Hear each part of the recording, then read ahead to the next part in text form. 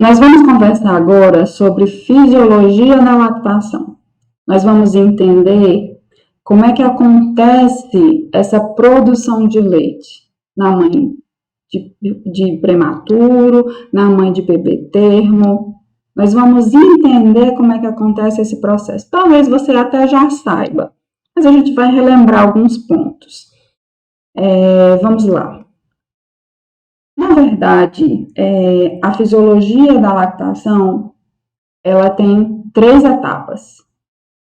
Nós temos a lactogênese 1, nós temos a lactogênese 2 e nós temos a lactogênese 3. Então, nós vamos conversar sobre cada uma delas. Vamos lá. Na verdade, a lactogênese 1, ela vai acontecer já no período gestacional. O que acontece? Por interferência hormonal, estrogênio, progesterona, prolactina e vários outros hormônios vão estar atuando diretamente a nível de mamas para desenvolver essas mamas.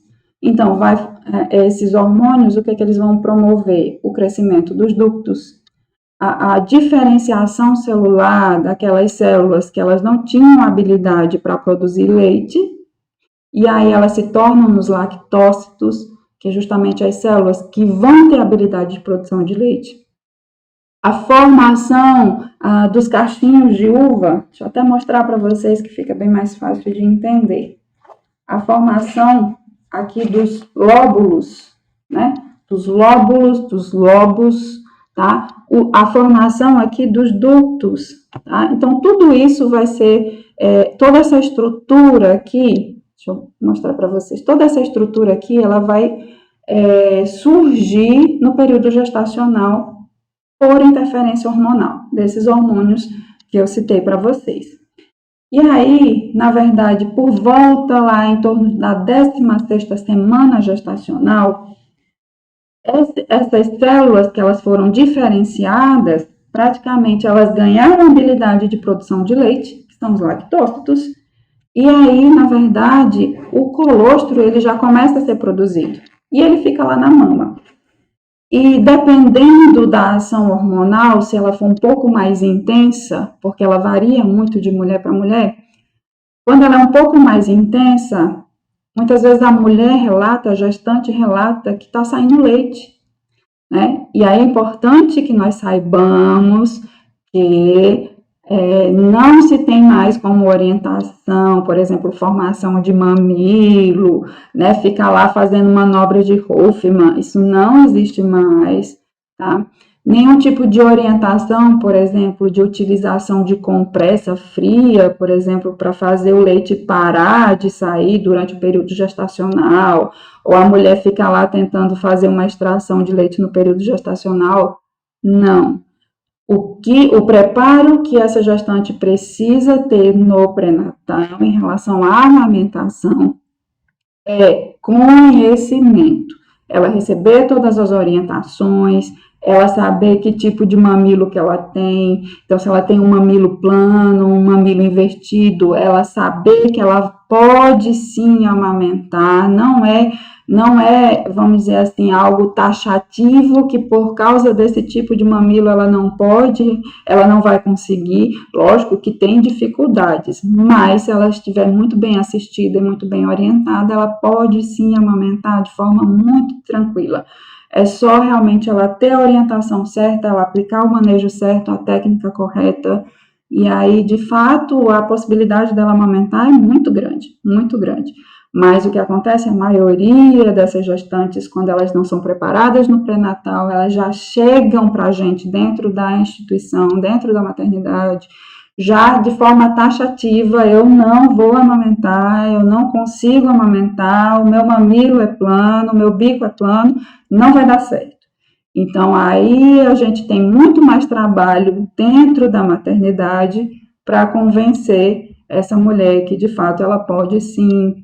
E eu tenho uma experiência bem marcante de uma gestante que eu orientei um dia antes do parto dela, uma gestante de risco, ela estava na enfermaria alto risco, e aí a psicóloga me chamou porque ela já estava orientando o marido porque para comprar aqueles bicos de silicone, né, aqueles protetores mamilares, para quando a mulher, normalmente, não, o mamilo é invertido ao plano, normalmente alguns profissionais orientam, né, que utilize e tudo mais. Então, ela me chamou lá para saber qual é o tipo que ela comprava.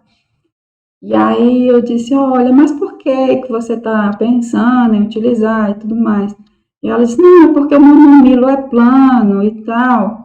E aí é o meu primeiro bebê e tudo mais, e eu não vou conseguir amamentar, porque meu mamilo é plano. Eu disse, mas deixa eu avaliar tua mama, pedir licença, é importante. Toda vez que a gente vai fazer assistência, que vai tocar na mãe, a gente peça licença, porque o corpo é da mulher. Então a gente não pode invadir, né? A gente pede licença para tocar, para avaliar. E aí realmente era um mamilo, na verdade, invertido, não era plano. E aí eu ensinei para ela a prega de apoio bem bonitinho. E aí no outro dia, estava lá na minha assistência numa outra enfermaria, e aí eu estava fazendo assistência a uma outra mãe, quando eu ia saindo, ela me chamou, você está lembrada de mim? Aí eu disse, e a gente passa por tanta gente de máscara e a gente acaba nem reconhecendo. Ela disse, olha, eu sou a gestante que você me orientou ontem, e eu ganhei bebê ontem mesmo. E aí eu fiz do jeito que você me orientou. Até vieram aqui, mas nem conseguiram. E eu também pedi que parasse, porque eu mesmo coloquei. Ela estava deitada. Deitada nas posições mais difíceis para a mãe e mais difíceis para a gente como profissional. Eu digo por experiência própria, assim, de 13 anos, colocando bebês em peito. Realmente a posição deitada é muito difícil para a gente posicionar. Ela conseguiu sozinha, só pela orientação que eu dei. Então, é fundamental que desde o pré-natal, nessa mulher já seja trabalhada. Então, se você é nutricionista de pré-natal, é importante que você faça esse momento de orientação com essa gestante em relação à amamentação, porque isso vai garantir que lá no puerpério, né, a gente tenha sucesso nesse aleitamento materno e no pós-alta também, que ela não entre no desmame precoce. E aí, na verdade, a lactogênese 1, ela acontece, né? Só relembrando, ela acontece no período gestacional, 16ª semana nós já temos produção de leite, porque há uma diferenciação das células, e as células, elas recebem a habilidade, né, de produção de leite, elas se tornam os lactócitos para a produção de leite. E basicamente, da mesma forma, a mãe de prematuro também, certo? A lactogênese 1, ela vai acontecer nas duas, tá? Esse desenvolvimento mamário acontece nesse período. Então, não é taxativo que a mãe de prematuro, ela não vá ter produção de leite. Não, que na verdade o que afeta normalmente essa produção de leite são mamas hipoplásicas, que são mamas tuberosas que elas não se desenvolvem na adolescência, então existe pouca glândula mamária para a produção, para essas células se diferenciarem nas células que vão produzir leite. Basicamente, algumas patologias, né, que trazem a questão de hormonal, por exemplo, doenças tiroidianas, diabetes gestacional, obesidade, são clássicos por causa das alterações hormonais e, de fato, essa lactogênese principalmente vai afetar a lactogênese 2, que é o que a gente vai comentar agora, que atrasa um pouco ou dificulta um pouco essa apojadura, esse fluxo maior de leite no período de 3 a 5 dias pós-parto. A lactogênese 2 é exatamente aquela fase que quando a placenta sai, estrogênio e progesterona caem e o que a gente tem de aumento, prolactina e ocitocina. São os dois hormônios que vão orquestrar essa fisiologia da lactação, essa produção láctea, tá? Então, basicamente, com os dois lá em cima, principalmente a prolactina, né? Ela tem o seu pico na saída, né, da placenta, E aí, o contato pele a pele, a amamentação na primeira hora de vida, vai fazer com que uma cascata hormonal, que essa prolactina e essa ocitocina, elas se elevem ao pico máximo, para que de fato essa produção de leite ela aconteça com muito mais facilidade, principalmente em mulheres de primeiro bebê, né? Então essa produção maior, né, que por volta lá do terceiro, quinto dia, que é o esperado que aconteça, que é essa apojadura, quando uma mulher faz um contato pele a pele, quando ela fica com o bebê contato pele a pele por 1 hora, que é o 4º passo de Hospital Amigo da Criança, que também é um dos passos desafiadores para que a gente realmente cumpra, mas que é fantástico, é simples, barato, é só colocar o bebê ali em contato pele a pele, não pano a pano, tá? Então, realmente, esse contato faz com que a microbiota do bebê seja formada ali de forma benéfica, né? E fora que essa cascata hormonal, incluindo a presença maior do pico de ocitocina, na prevenção de doenças de hemorragia pós-parto, por exemplo, nessa mulher. Tá? Então, essa lactogênese 2 é esse marco, e a gente vai chamar de fase endócrina, porque basicamente esse período aí que vai anteceder a lactogênese 3, ela é regulada especificamente por hormônios, prolactina e ocitocina. Então, tudo que a gente tiver de estratégia que mantém esses picos elevados, vai fazer com que haja uma aceleração dessa descida de leite mais efetiva, esse fluxo maior de leite. Fase 3, lactogênese 3. Aconteceu, de fato, uma maior demanda de leite, né? Aquela mamada foi em livre demanda, ou seja, o bebê que fez, né, o horário dele, vamos dizer assim, fez o contato pele a pele, mamou na sala de parto, ficou em alojamento conjunto, não separou em nenhum momento daquele bebê, né? Mãe e bebê estavam juntos o tempo inteiro, e aí o bebê mamando ali de forma efetiva, em livre demanda, fez com que aquela produção de leite, as mamas, elas ficam mais edemaciadas, elas ficam com aquele aspecto bem cheio, né? E muitas vezes ela pode ocasionar um engurgitamento fisiológico, e aí a gente precisa conduzir para reduzir o desconforto dessa mulher, porque na verdade quando há um engurgitamento fisiológico, as mamas ficam muito volumosas e muito cheias, muito endurecidas, então a gente precisa fazer as massagens, fazer uma drenagem ali de um pouco de leite para que de fato aquele desconforto realmente vá diminuindo, porque fica muito difícil de lidar para uma mãe no puerpério, tá? E aí o que acontece? Essa demanda maior porque o organismo está calibrando a produção de leite, então o que o organismo entende? Eu vou jogar muito leite porque eu não sei ainda quanto é que vai sair, eu vou jogar e o quanto que sair eu vou ter como marcação para que a partir da lactogênese 3 essa produção ela venha de acordo com a demanda.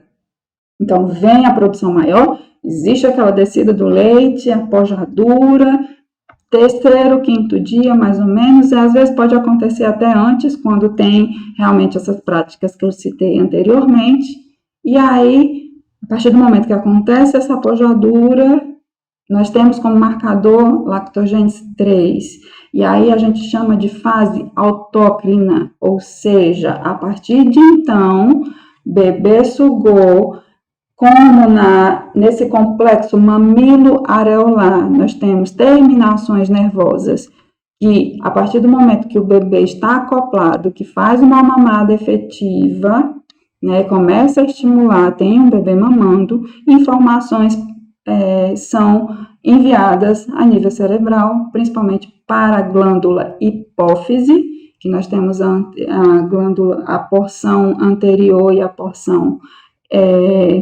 anterior e posterior, e aí, na verdade, o que que vai acontecer? Produção dos hormônios, e aí bebê mamou, e aí a gente lembra que a mama da mulher, a mama humana, ela não é estoque, ela é fábrica.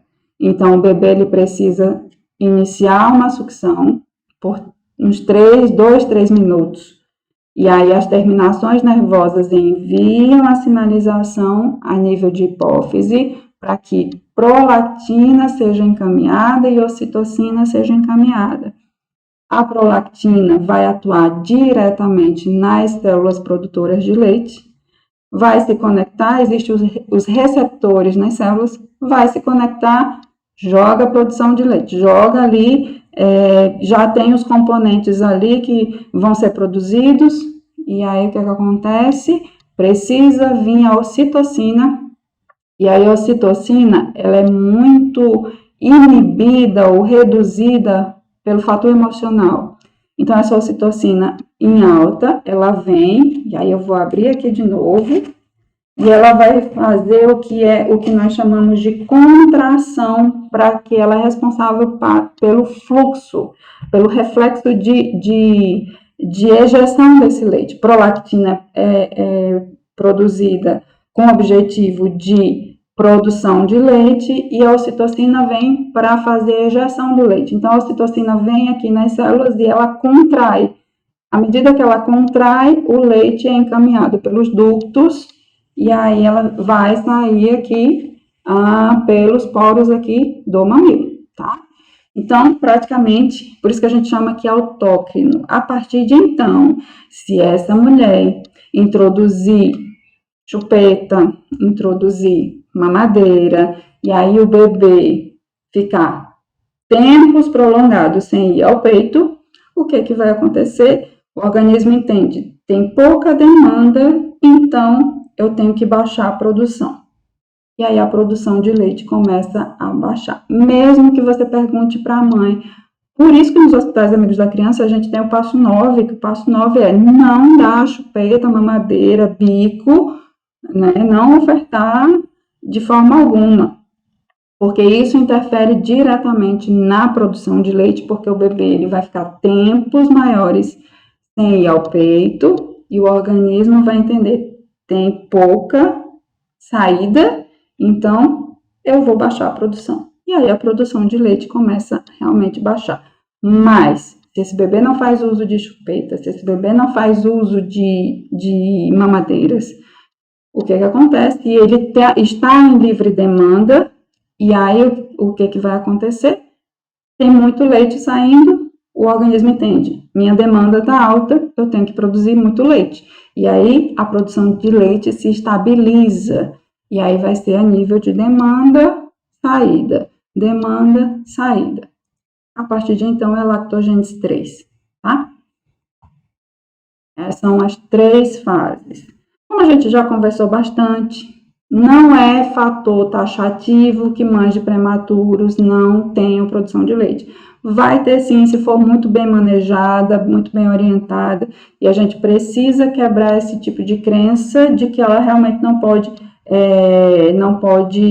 produzir leite. Sim, ela vai produzir tranquilamente, só a gente fortalecer a questão da segurança dela, a gente fornecer conhecimento para que ela tenha, de fato, todas as habilidades para que seja de forma efetiva nessa condução, para que a produção de leite, ela perdure até o momento que o bebê dela for encaminhado, né? O bebê foi encaminhado, foi autorizado, né? Para ir ao peito. Então, a gente já tem aqui alguns estudos.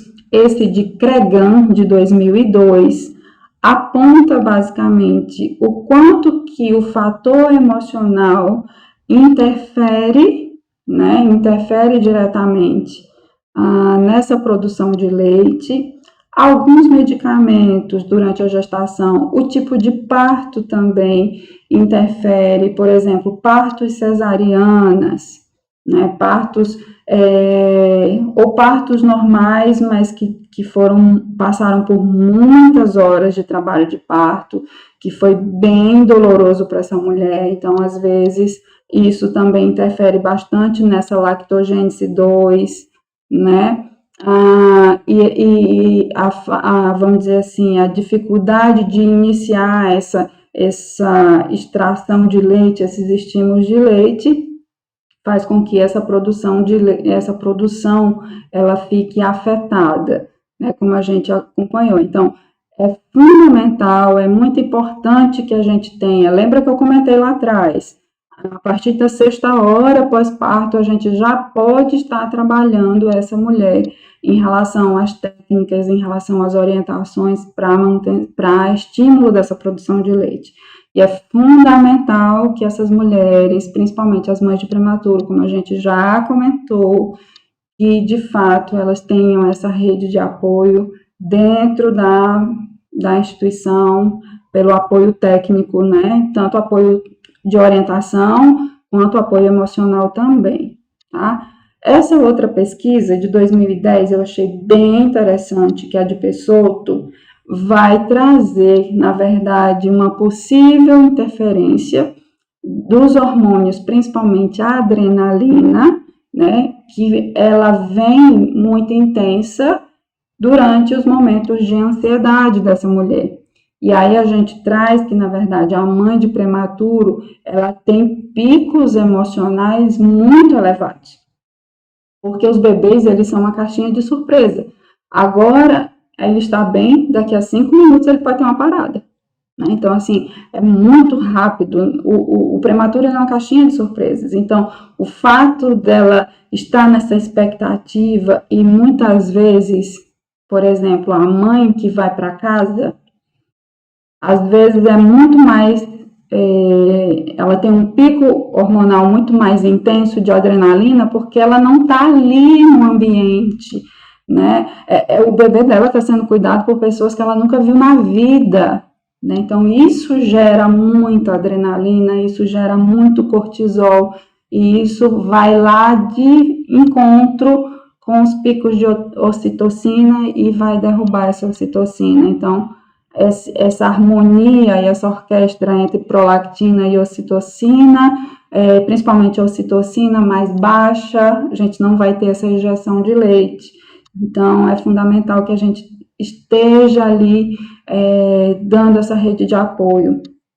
Na pandemia, a gente teve essa fragilidade por causa de que realmente nós não conseguimos manter as mães dentro da nossa instituição.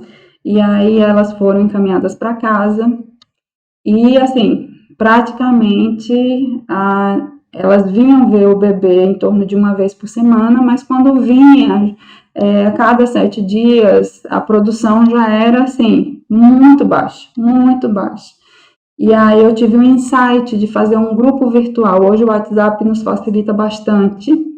E a partir de então, do grupo virtual, eu comecei a fazer a consultoria, né, de aleitamento materno, a consultoria de lactação por esse grupo virtual.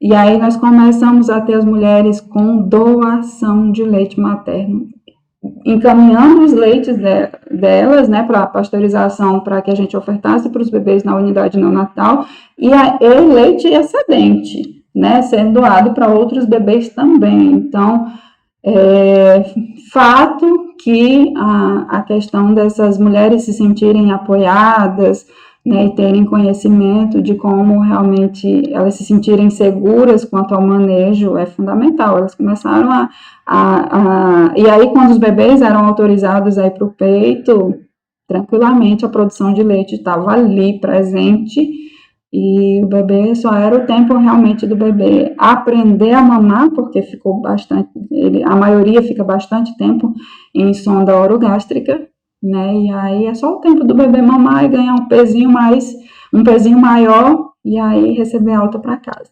Então, o grupo virtual ajudou muito, muito, muito nessa dificuldade, nesses pontos de fragilidade que nós tivemos, tá? E aqui eles trouxeram que existe muita, vamos dizer assim, que existe como é que se diz, uma inclinação muito grande para que a ansiedade aí, né, tanto a questão da adrenalina, do cortisol, a ansiedade produzindo esses hormônios, faz com que essas mães, elas tenham essa redução, essa queda na produção de leite por causa dessa questão de ansiedade. Então, quanto mais a gente souber que os fatores hormonais, né? Quanto mais a gente entender que os fatores hormonais também influenciam, a gente vai atuar de maneira assertiva e aí a gente vai a gente vai favorecer um ambiente menos estressante para essa mulher, a gente vai ser mais atencioso com o tipo de palavra, com o tipo de tom de voz que a gente vai utilizar com essa mulher e nada de julgamento. Essas mulheres, elas já se culpam demais, então não adianta a gente, como profissional, também estar jogando mais peso sobre quem já está com uma carga muito pesada. A gente precisa, assim, ter bastante cuidado nas abordagens, principalmente com a mãe de prematuro. Elas são muito frágeis e ao mesmo tempo muito guerreiras. Então, que a gente possa ser esses instrumentos ali para estar favorecendo, né, para estar favorecendo de fato que aquele emocional, que aquele ambiente seja menos tóxico e menos estressante do que já está para ela, né, do que já está para a família, para o pai, enfim, tá? Ok, vamos lá. Então, diante das situações de estresse, como a gente já comentou, pronto, aqui a questão da adrenalina, a gente já comentou aí sobre a estimulação láctea, já pode ser iniciada aí nas primeiras 4 a 6 horas, normalmente às 6 horas, aí pelo menos para as massagens, que as primeiras 4 horas, ainda essa mãe ainda está muito abalada, ainda está digerindo a ideia que o bebê foi para a unidade neonatal, né? Ainda está nesse momento ainda de, vamos dizer assim, de digestão ainda de todas as informações, de tudo que está acontecendo. Tá? Então, é importante que a gente esteja pronto para ajudá-las. Ok, vamos lá. Pronto. Essa sessão aqui nós terminamos por aqui e a gente volta na próxima aula, tá bom?